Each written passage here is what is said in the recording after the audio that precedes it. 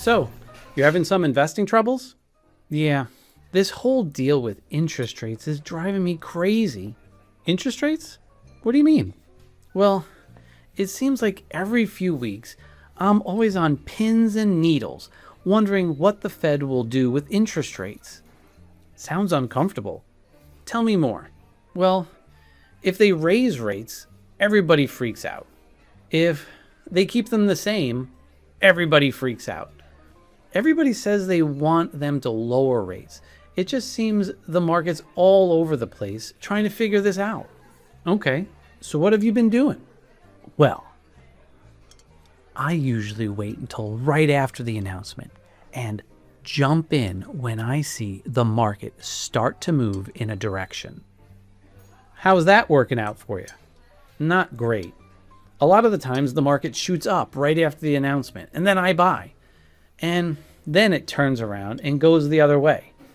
It just seems impossible to buy stocks at the right time. It's not impossible. Actually sounds like there's a simple solution. Let me run something by you. What's that? It sounds like you're not following the trend. What do you mean? You're reacting to the announcement instead of waiting to see how the market actually responds. I do get reactions a lot. I generally don't like buying anything on the day of the announcement. There's just too much volatility and overreaction. Just like I don't like buying a stock right before earnings. That makes sense. Yeah, if you can avoid volatility, then do it. But there's a bigger thing you need to understand. What's that? There's broader economic things that affect the market longer term, but there are shorter term trends that you should be paying attention to. I fell asleep during economics in high school. How about this? I'll keep you awake and make sure you understand why people talk about interest rates in the first place. And when we're done, I'll make sure you know what to look at each day so you know it's safe to buy. Deal? Deal. Let's make sure we understand what an interest rate actually is. Basically, it's the price of borrowing money. The price of money? Yup. If you want to use somebody else's money, there's a cost. That's interest. Okay, I'm still awake. Well, that's good. There's one phrase I want you to remember through this entire discussion. What's that? Money goes where money grows. Money goes where money grows. Exactly. So I plant it? What? In the backyard. What are you talking about? And I water it, and a little miracle grow. No, where did you even get that stuff? Please don't bury your money. Seems like we could have worded that phrase a little better. Let's just say it this way. Investors are constantly deciding where to put their money. That gives it the best chance to grow. We typically think of one stock versus another stock. Yeah, right. But what we typically forget about is the stock market versus the bond market. Interest rates help make that decision. That's what we're talking about. How do they help make that decision? All right, let's start with rising rates. If the price of borrowing money goes up, borrowing becomes more expensive. For me, for everyone who wants to borrow money. Consumers, businesses, governments. Let's start with consumers or people who get mortgages. If more of your income has to go toward interest and debt payments, what do you have less of? Money? Exactly. And if consumers have less money available, what do they do less of? They buy less stuff? Right. And if people buy less stuff, what happens to the companies selling them the stuff? I feel like this is a trick question. They make less money? Exactly. And when companies make less money, they have less money to grow and expand. Less money for raises, less money to hire more people, causing less money for people. And the cycle continues.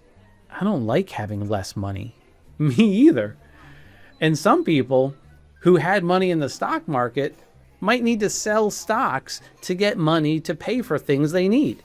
And if more people are selling stocks, the stock market tends to fall.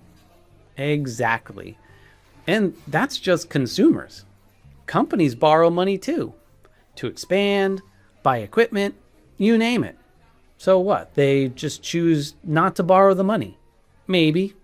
Or maybe they choose to cut back elsewhere to get the money they need. If they do borrow money, interest costs are higher. Either way, it ends up with less money for the company and less money for the employees or ex-employees if they got laid off. Maybe the company chooses to raise prices. Ugh, I hate when prices go up. Me too. It's another thing that causes individuals to have less money to buy stuff. So higher rates can slow everything down. Generally, yeah. And companies that earn less money are less attractive to investors.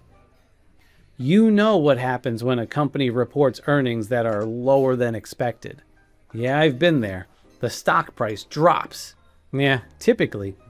And if that is happening across the board to a lot of companies, the stock market struggles and typically falls.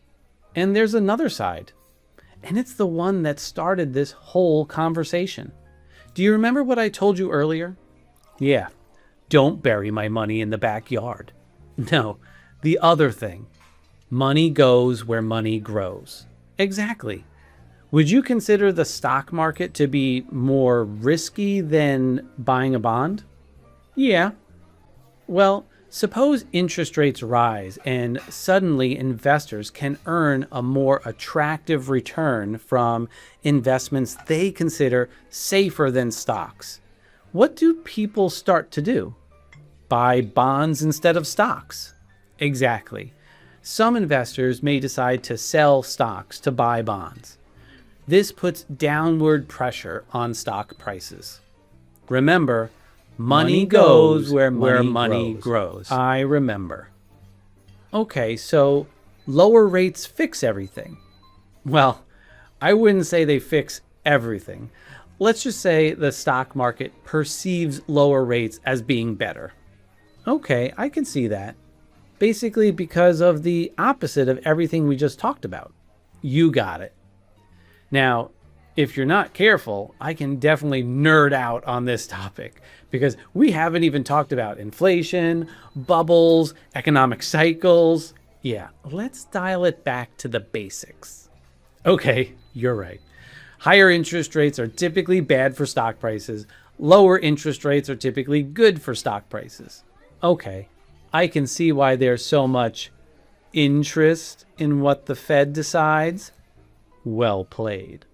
Okay, but we're back to my original question. If the Fed cuts rates, shouldn't I just buy?